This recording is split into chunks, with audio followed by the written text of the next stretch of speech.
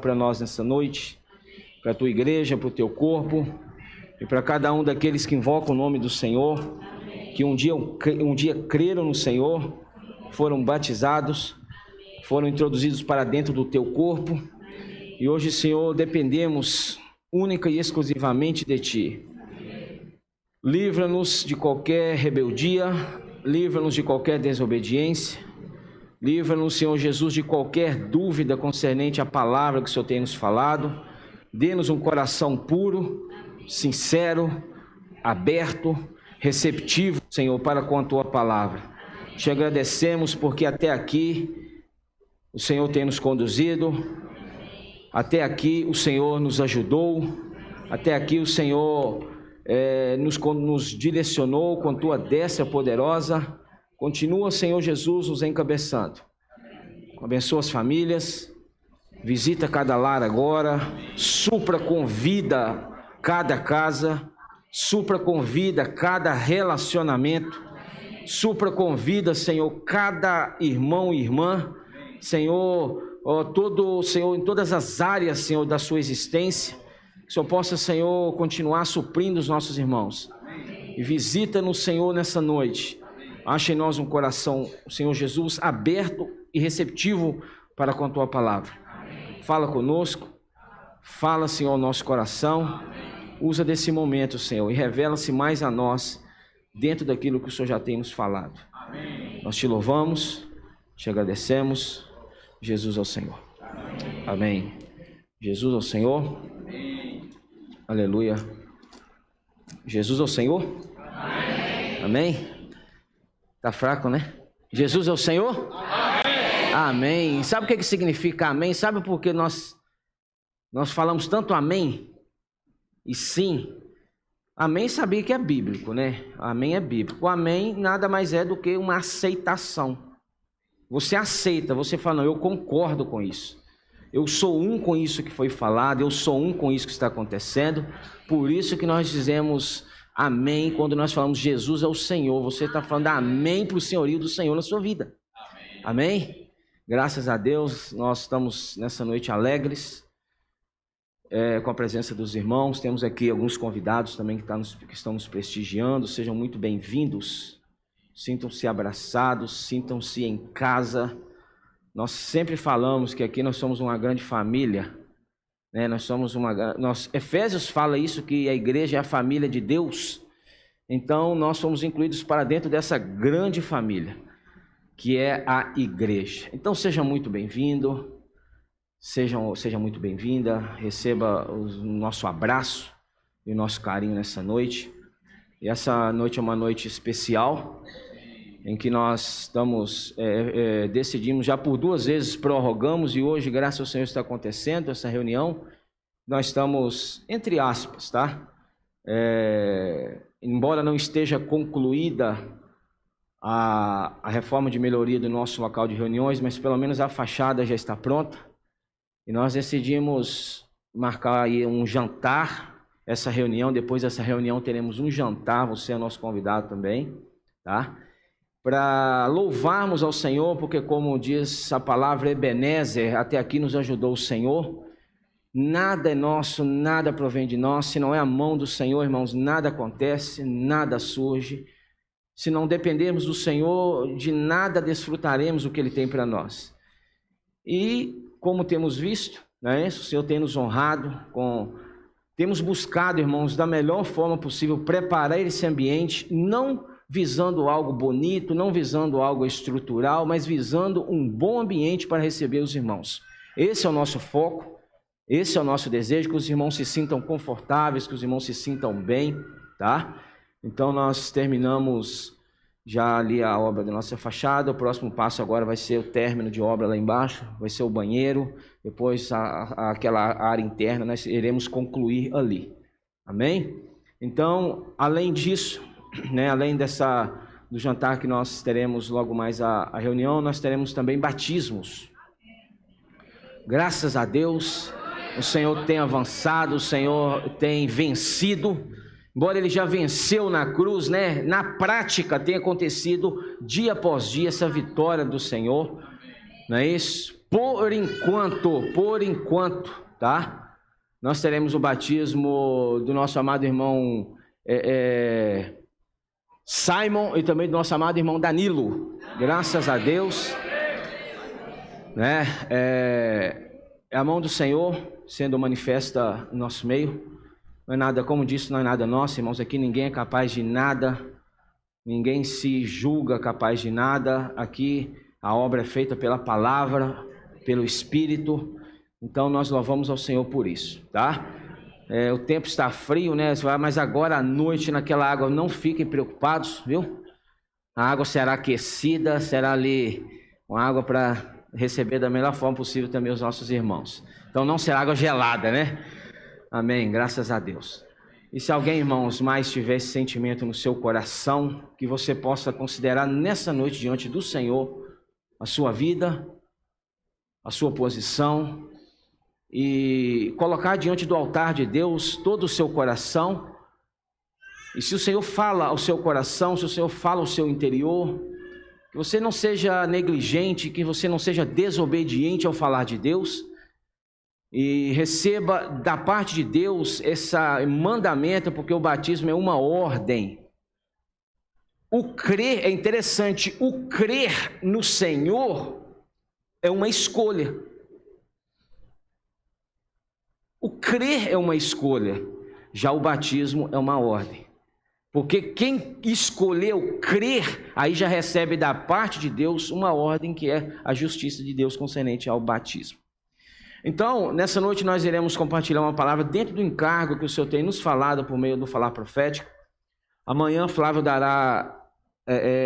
passará o encargo do alimento diário que nós temos visto e ouvido. Antes, semana 2 do nosso volume 2 do nosso alimento diário, você quer ser curado por Jesus, é isso que fala no título central, cujo título da semana 2 é Antes que Abraão existisse, eu sou, dentro de João capítulo 8, tá? Flávio irá falar sobre isso amanhã, e desde já você está convidado também para a nossa reunião amanhã às 9 horas da manhã, que é a reunião do Partido Pão, como nós assim chamamos, mas também como alguns conhecem, a Santa Ceia, tá? Você também é nosso convidado especial. Nós vimos Efésios capítulo 2, o capítulo 1, o irmão pediu para que lêssemos.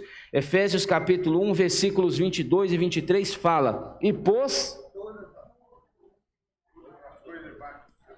debaixo dos pés, e para ser o cabeça sobre todas as coisas, o deu à igreja, a qual é o seu corpo, a plenitude daquele que a tudo enche em todas as coisas. Hoje, a economia neotestamentária de Deus, ou a economia no Novo Testamento, ou a economia, a vontade de Deus hoje na nossa era, qual é? A vontade central, o desejo central de Deus. Se você pudesse hoje pegar a palavra que nós temos visto todos os dias, toda semana, e resumisse em uma só frase, qual seria a frase? A vontade central de Deus hoje, para o Novo Testamento, para a era que nós vivemos. Por meio de Cristo, todas as coisas sejam encabeçadas. Essa é a vontade de Deus. Por quê? Por que essa é a vontade de Deus hoje? Abra comigo. Gênesis, capítulo 1. Gênesis, capítulo 1. Primeiro livro da Bíblia.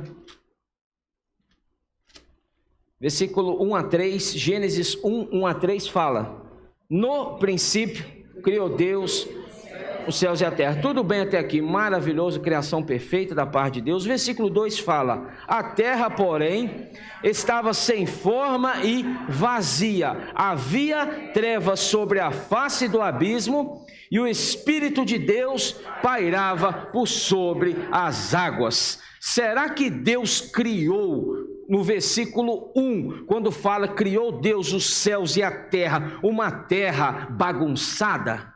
Uma terra atrapalhada, uma terra com trevas, com escuridão? Aqui fala sem forma, fala vazia. Será que Deus criou isso?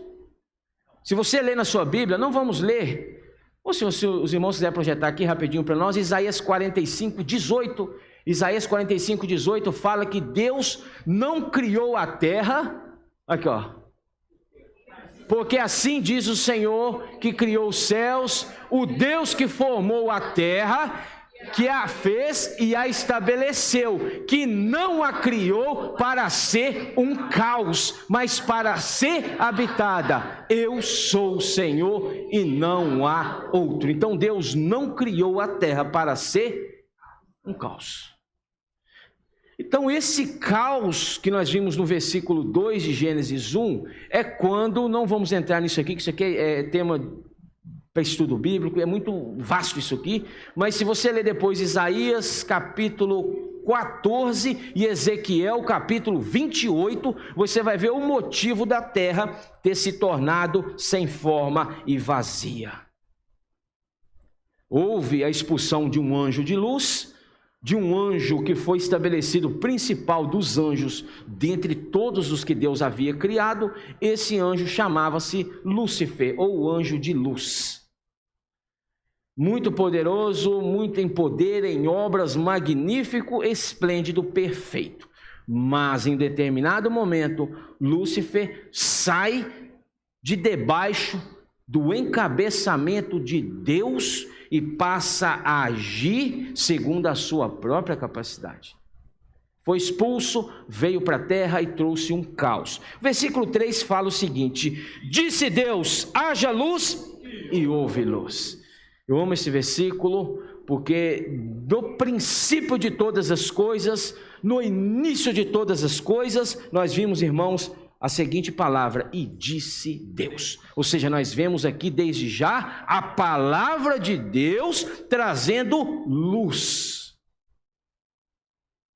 Então nós temos que começar a entender que quando se fala em governo, está intimamente, diretamente ligado à palavra de Deus.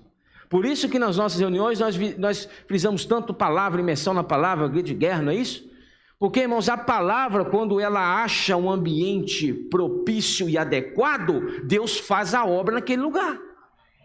Deus executa a sua vontade. Entendeu? Então, quando Deus disse, olha, haja luz e houve luz, porque estava trevoso. Aí agora você vê, ainda Gênesis capítulo 1, versículo 26, fala o seguinte: também disse Deus, façamos o homem à nossa imagem, conforme a nossa semelhança. Tenha ele sobre os peixes do mar, sobre as aves dos céus, sobre os animais domésticos, sobre toda a terra,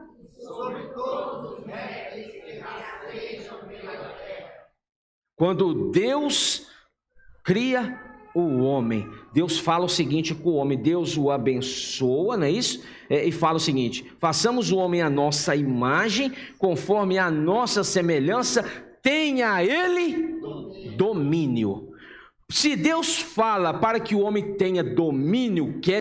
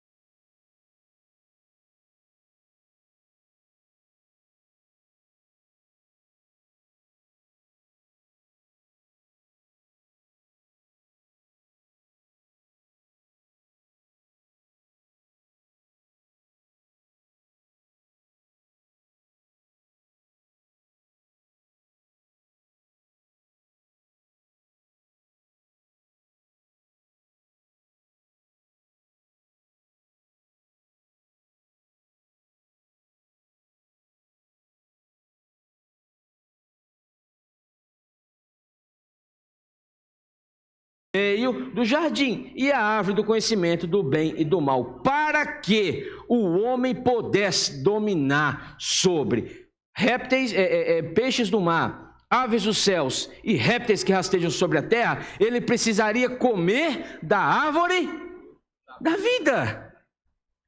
Porque o homem, quando comesse da árvore da vida, irmãos, entenda comigo, quando você come algo que estava fora, passa para dentro de você. Aí já se torna a sua constituição, se torna parte de você. E a árvore da vida representa quem? O próprio Deus. Então Deus, em outras palavras, estava falando com o homem: alimente-se de mim mesmo, que a partir do momento que você se alimenta de mim, é o que o Senhor fala lá no Novo Testamento, que agora você lembra, aquele que de mim se alimenta, por mim viverá. Era isso que o Senhor estava falando com Adão. Adão, coma da árvore da vida, Adão, mas tem outra ali que você pode escolher ela. Aí é problema seu, aí é consequência, aí é causa. Provavelmente, certamente morrerás. O homem desobedece. E o homem lá no capítulo 3, come da árvore que Deus falou para não comer, que é a árvore do conhecimento do bem e do mal. E o homem, irmãos, a partir daquele momento, ele sai do encabeçamento de Deus e passa a agir por conta própria. Terrível é a vida de quem busca agir por conta própria. Terrível é a vida de quem faz escolhas confiando no seu próprio coração. Porque Jeremias fala que o nosso coração é corrupto e enganoso mais do que todas as coisas. Deus queria que o homem ficasse debaixo do seu encabeçamento, porque debaixo do encabeçamento de Deus, o homem governaria a terra. Mas o homem falha. Aí o que acontece? Você vê no versículo 17 de Gênesis 3, fala o seguinte: e Adão disse: visto que atendeste à voz de tua mulher e comeste da árvore que eu te ordenei não comer, que ordenara não comesses, maldita é a terra por causa de Deus, por causa da palavra de Deus. Você vai entender agora o que está acontecendo nessa terra. Você vai entender agora: terremotos, enchentes, tsunamis. Você vai entender agora culpa de quem é isso, porque muitos culpam Deus pelo que está acontecendo e fala: cadê Deus numa situação como essa? Por que Deus permitiu tudo isso? Irmãos, maldita é a terra por causa do homem. Maldita é a terra por causa de quem? Tua causa. Em fadigas obterás dela o sustento durante os dias de tua vida. Ela produzirá também cardos e abrolhos, e tu comerás a erva do campo. Irmãos, a terra virou uma bagunça por causa do pecado do homem. Deus, com seu sentimento original em encabeçar todas as coisas por meio do homem, o homem vai e falha. Porque o homem, como nós temos visto e ouvido na palavra que temos recebido, o homem não é confiável. Provérbios fala que maldito o homem que confia no homem. Mas não é o homem que confia no outro homem, não, o homem que confia em si mesmo. Romanos, rapidinho comigo, Romanos fala o seguinte, capítulo 8, Senhor Jesus, Romanos capítulo 8, versículo 18, Romanos 8, 18 fala o seguinte: porque, para mim, tenho por certo que os sofrimentos do presente, do tempo presente, não podem ser comparados com a glória a ser revelada em nós. Então essa glória será revelada em nós. Fala com o irmão que está do seu lado: essa glória será revelada em nós.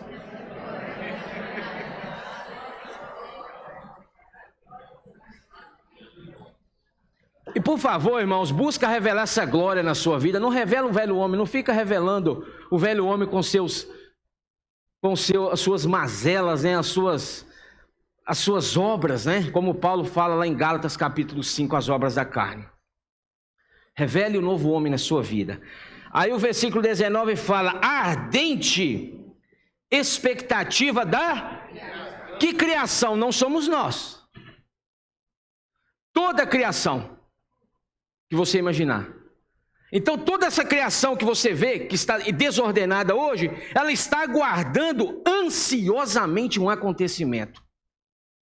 Aqui fala, a ardente expectativa da criação aguarda a revelação dos filhos de Deus. Em outras palavras, a natureza, aí continua no versículo 20. Pois a criação, toda a terra, está sujeita à vaidade, não porque a criação quis estar como ela está hoje, mas por causa daquele que a sujeitou, na esperança de que a própria criação será remida do cativeiro da corrupção para a liberdade da glória dos filhos de Deus. Em outras palavras, você está vendo o que está acontecendo no mundo? Temos um exemplo claro no nosso país, infelizmente, né, uma tragédia na região sul do nosso país. O que é isso? O que é isso? Por que isso está acontecendo? Porque um dia, há cerca de 6.000 anos atrás, um homem decidiu não ouvir a voz de Deus e tomou do fruto por conta própria e comeu dele.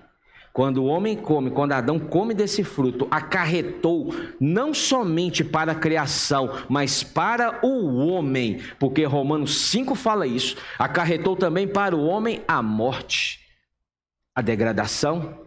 Então tudo que você está vendo o que está acontecendo é a natureza, é a criação falando para você, por favor, entre aspas, tá? Falando para você, em nome de Jesus, ouçam a palavra, creiam na palavra, obedeçam a palavra para que o Senhor volte e restabeleça o governo nessa terra de novo. Tudo o que está acontecendo, irmãos, é a natureza, é a criação aguardando o nosso crescimento na vida de Deus. Aguardando a mim, a você, crescer na vida de Deus para que o Senhor encabece toda a terra novamente. Aí você vê agora, mas o homem falha, viu, René? O homem falha, porque o homem ele é fraco, falho, frágil, mortal, né?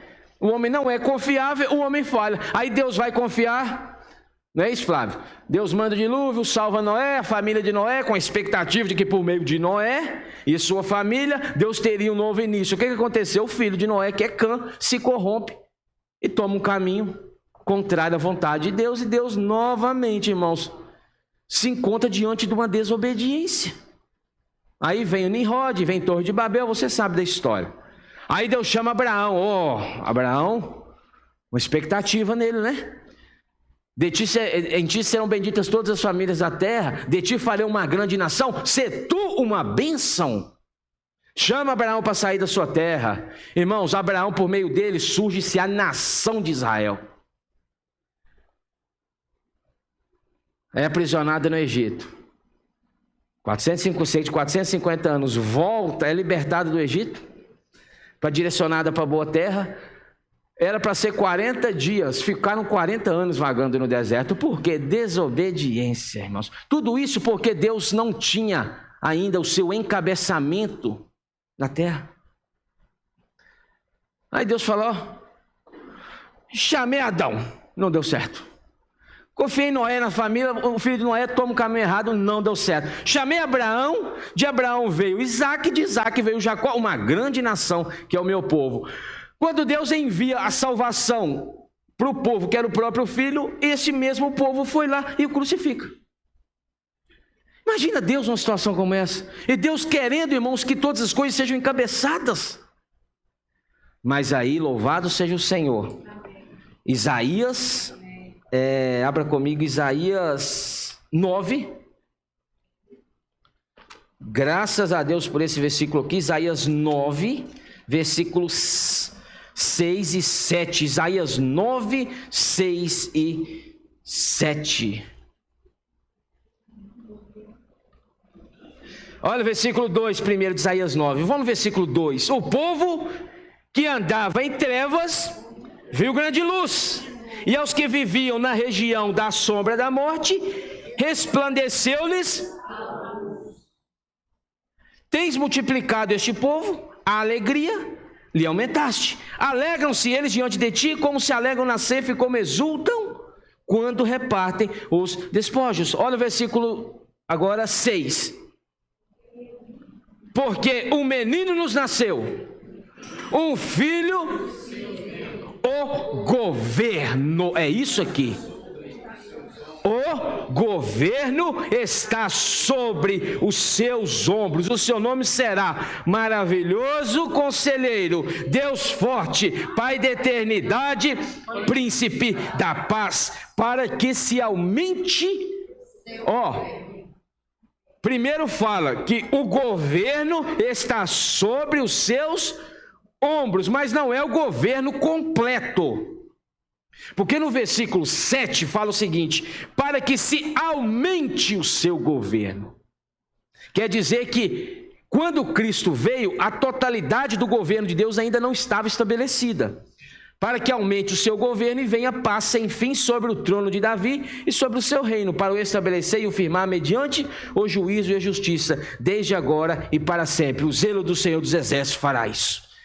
Cerca de 700 e poucos anos antes do nascimento de Jesus, a palavra já tinha sido falada e a profecia já tinha sido feita a respeito dele.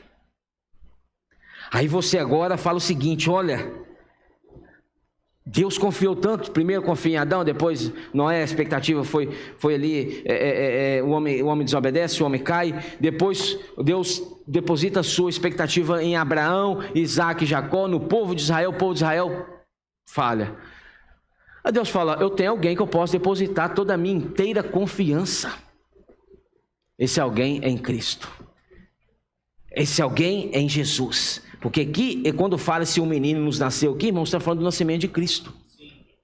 Por que será, irmãos, que Deus depositou em Cristo toda essa confiança?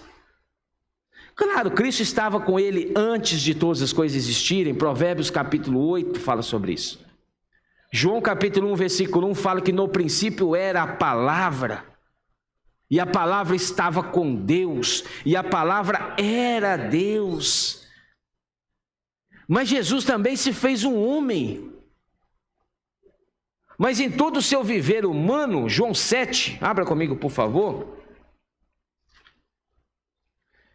A confiança que Deus depositou em Cristo para estabelecer o governo nessa terra é tão ampla, é tão completa, porque Cristo, irmãos, ele não, ao contrário de todos os demais, Cristo não ousava fazer e falar nada proveniente dele mesmo. João 7, deixa eu ver aqui, 16, fala o seguinte. Não, o versículo 15 fala o seguinte: então os judeus se maravilhavam e diziam: como sabe este letras sem ter estudado? Falando de Jesus, né? Respondeu-lhe Jesus: o meu ensino não é meu. Olha, então Jesus, irmãos, não ensinava palavra nenhuma que saía da boca do Senhor, era por conta própria. Era uma palavra vinda de Deus, Jesus o canal estabelecida por Deus, e por meio dele vinha a palavra de Deus para alcançar o homem. Por isso que ele fala: olha, respondeu-lhe Jesus: o meu ensino não é meu, e sim daquele que me enviou. Se alguém quiser fazer a vontade dele, que é de Deus, conhecerá a respeito da doutrina, se ela é de Deus, ou se eu falo por mim mesmo. Versículo 18: quem fala por si mesmo está procurando a sua própria glória. Mas o que procura a glória de quem o enviou, que é de Deus, esse é verdadeiro e nele não há injustiça. Então Cristo, quando veio, ele não ousava sequer pronunciar, irmãos, nada proveniente dele mesmo. E olha que ele era o Filho de Deus.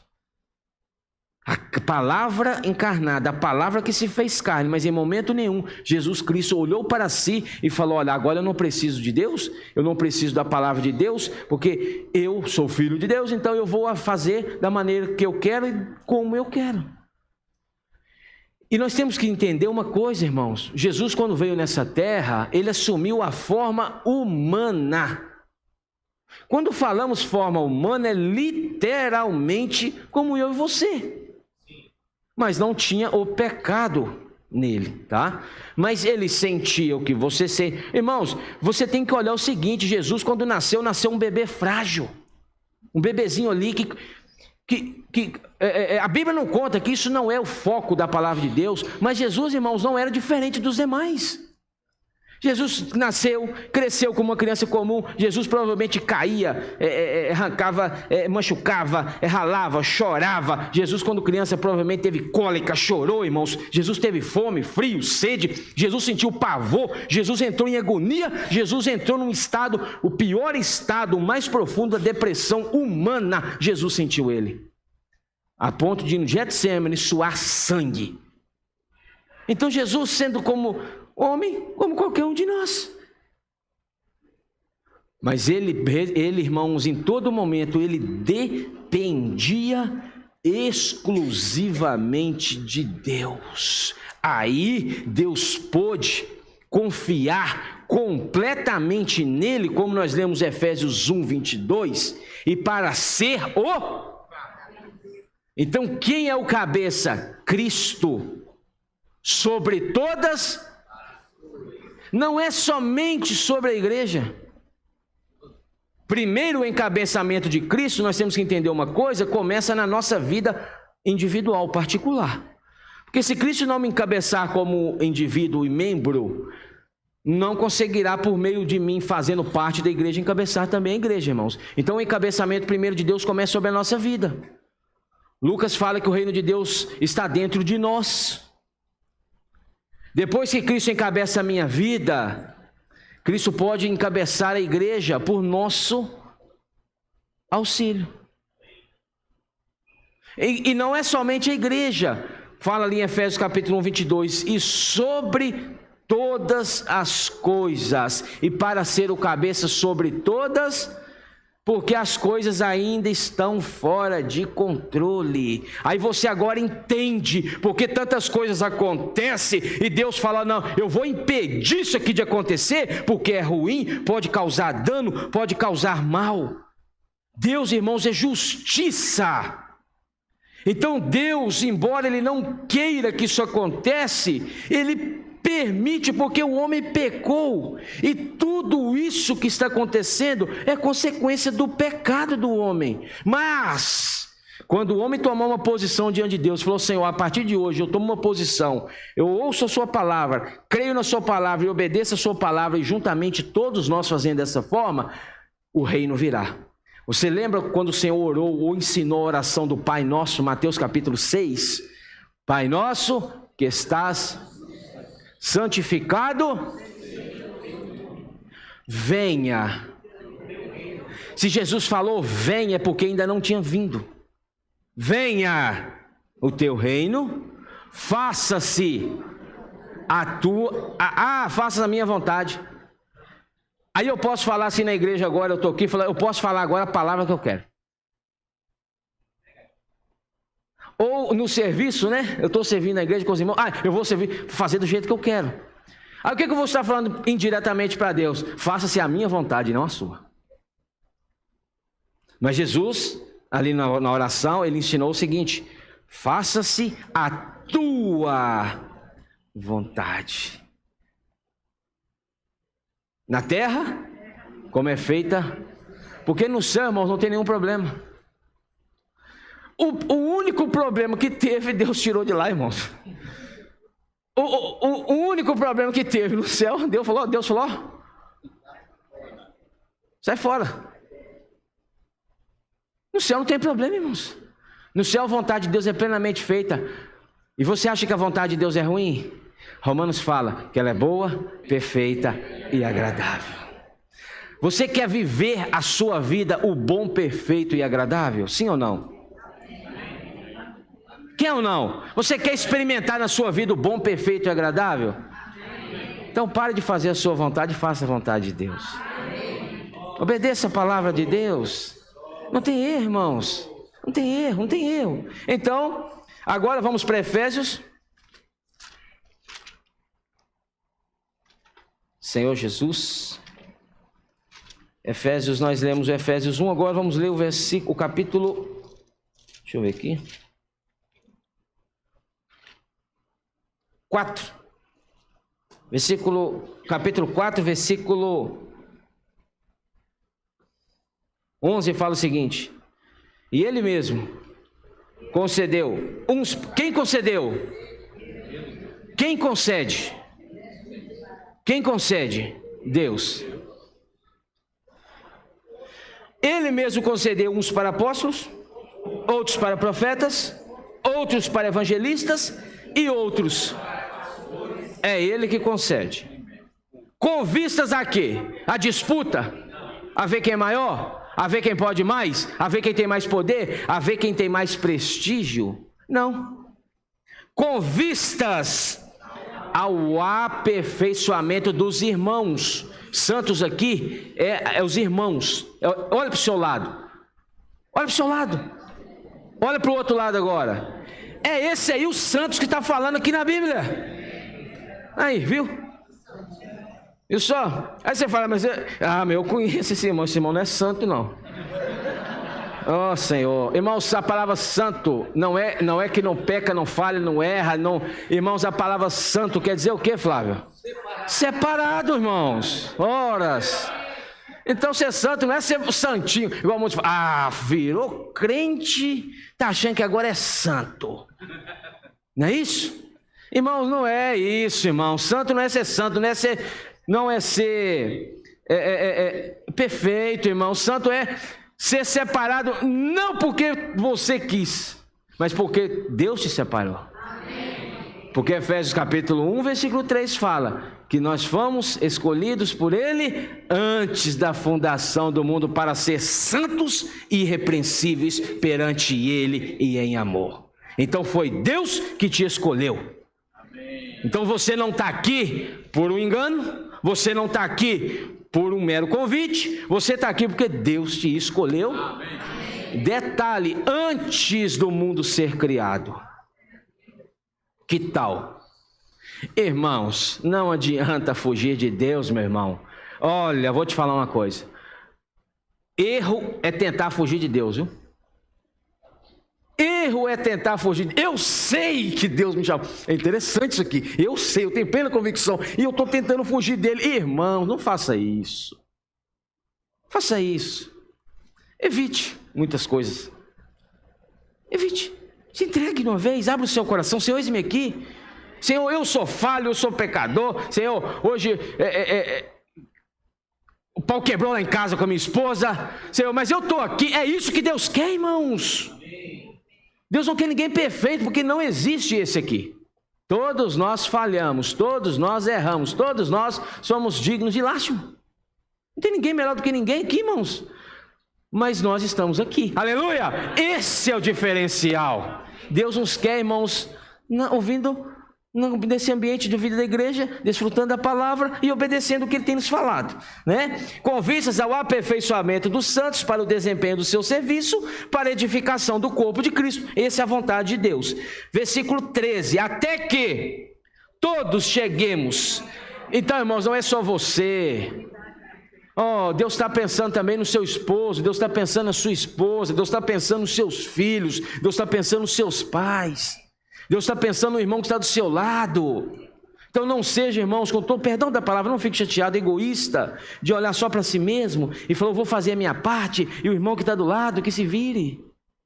Não, irmão, nós precisamos cooperar uns com os outros, não é isso? Até que todos cheguemos à unidade da fé e do pleno conhecimento do Filho de Deus, a perfeita varonilidade, à medida da estatura da plenitude de Cristo, para que não mais sejamos como meninos, agitados de um lado para o outro. Versículo 15, mas,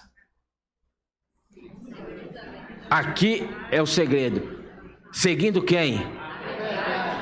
A verdade. Quem é a verdade? que o Senhor falou dele mesmo que ele era? Ele é o caminho, a verdade e a vida. Mas ele está aqui fisicamente para você falar: opa, Cristo está sentado aqui? Quando ele levantar, eu vou atrás dele. Como que nós seguimos a verdade hoje? Seguindo a palavra. Seguindo a verdade, em amor, cresçamos em tudo naquele que é Cristo. Cristo é o cabeça, não é isso? Colossenses, um pouquinho para frente aí, rapidinho, eu já estou concluindo aqui. Colossenses capítulo 1, versículo 18, 17 e 18 fala: ele é antes de todas as coisas, ele quem? Cristo, nele tudo. Então, irmãos, Cristo é antes de todas as coisas. E às vezes nós queremos colocá-lo depois das coisas. Aqui fala que ele é antes. Agora responda, não precisa responder, no seu interior, no seu coração, no seu viver diário, Cristo é antes de todas as coisas? Quando você acorda pela manhã, Cristo é antes de todas as coisas? Nós precisamos pôr em prática, na realidade, aquilo que fala no alimento diário, né, filha? Assim que se levantar, antes de qualquer outra coisa, faça a respiração, invocando o nome do Senhor. Aleluia! Irmãos, Cristo é antes de todas as coisas. Então não coloque Cristo depois das coisas, porque o homem é tão cabeça dura que ele coloca Cristo depois das coisas, e quando dá certo ele vai buscar em Cristo a saída. Senhor, me ajuda. Imagina o Senhor olhando para nós, né? Você não me colocou antes de todas as coisas, então deu nisso aí. Então, versículo 18, ele é a cabeça do corpo da igreja, ele é o princípio, o primogênito de entre os mortos, para em tudo terá primazia, em tudo ele ser o primeiro. Isso é que encabeçar todas as coisas em Cristo, quando a vontade de Deus é feita na igreja, não da maneira que eu acho ou da maneira que eu penso. Abra comigo rapidinho Apocalipse 1:1. Hoje, irmãos, como que nós sabemos qual que é a vontade de Deus? Porque se eu perguntar para Fábio assim: Fábio, o que você acha que é a vontade de Deus? Ele vai falar uma coisa. Aí eu pergunto para Adriana: eu acho que é isso. Aí pergunto para o outro: eu acho que é isso. Como que será feita a vontade de Deus, sendo que cada um acha uma coisa, ou pensa uma coisa? Apocalipse 1:1 fala o seguinte: revelação de Jesus Cristo. Quem dá a revelação? Deus. Por meio de quem? Jesus. Para mostrar à igreja as coisas que em breve devem acontecer. E ele, enviando por intermédio, notificou João. Então, como que Deus dá direção para a igreja? Notificando o servo. Nós temos um irmão que está à nossa frente hoje. Não é que ele é melhor do que ninguém? Não.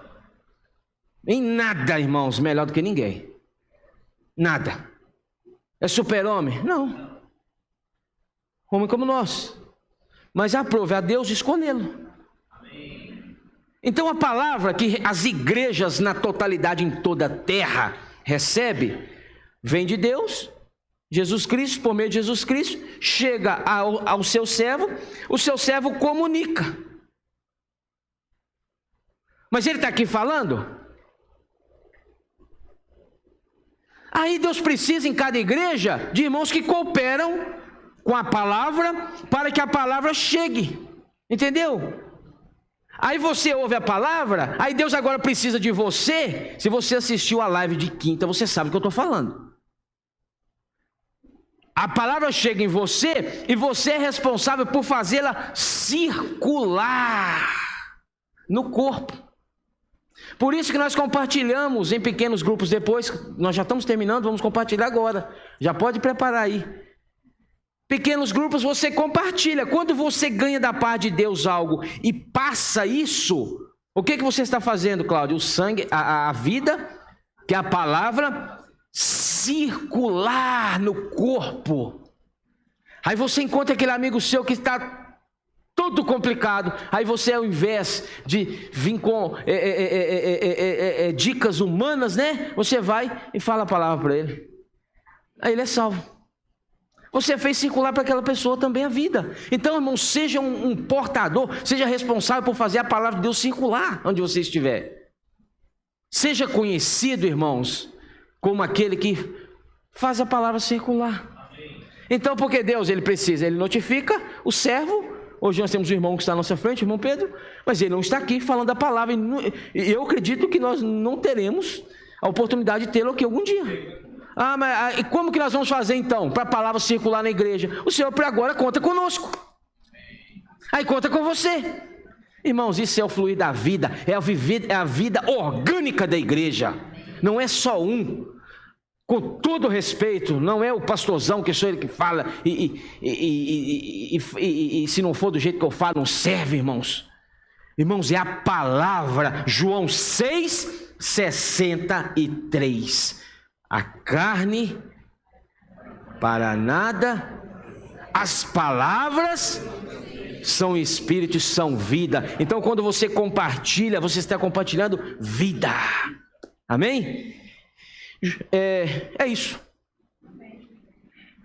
É isso, irmãos. Que você seja um portador da palavra, que você compartilhe, faça a palavra circular, imersão diária na palavra profética. Tem a palavra na sua mão, tem a palavra no seu coração, na sua cuca, né, Flávio? Na sua testa, né? Encuca a palavra. Irmãos, não tenha vergonha da palavra. O homem é assim. O homem tem vergonha. Nós não temos vergonha de falar outras coisas. Tem? Mas quando é para falar a palavra de Deus, irmãos, é uma timidez. É uma vergonha, né? É um medo. O que fulano vai pensar de mim? Irmãos, não se preocupe com o que os outros vão pensar de você. O que nós temos que nos preocupar é com o que Deus pensa a nosso respeito. É isso que vale. É isso que vale, irmãos. É o que Deus pensa a meu respeito, é o que conta. Às vezes as pessoas realmente se convertem ao Senhor, irmãos, de coração. Se entregam ao Senhor, mas talvez por uma vida que viveu no passado, contrária, errada, tem vergonha de falar a palavra, com medo das pessoas, o que a pessoa vai falar dele. Irmãos, se liberte disso. Seja um portador da palavra, seja alguém que profetiza a palavra, seja alguém, irmãos, que leva vida para as pessoas. Você, irmãos, é responsável, você é importante para isso. A vida da igreja que nós reconhecemos como vida da igreja é isso, tá? Todos podemos compartilhar, todos podemos ir lá fora e pregar o evangelho, todos podemos levar a palavra do Senhor para as pessoas, todos podemos cuidar uns dos outros, irmãos. Então se inclua nisso, porque Deus conta com você. Amém? Fala com o irmão que está ao seu lado. Deus conta com você. Então, por meio da palavra, Cristo, Deus vai encabeçar todas as coisas. Quando o evangelho for pregado, a palavra alcançar cada vida, cada coração, cada alma que ela tem para alcançar, o Senhor virá, irmãos. E tudo que você vê de mal neste mundo, tudo que você vê de calamidade, catástrofe, tudo que você vê de morte e destruição será exterminado. O reino virá, e juntamente com o reino virá a paz do nosso Senhor, virá o governo de Deus e virá a justiça dele. Jesus é o Senhor. De pé, vamos compartilhar ainda um pouquinho, tá? Pequenos grupos, até no máximo 4 ou 5 irmãos, no máximo, amém?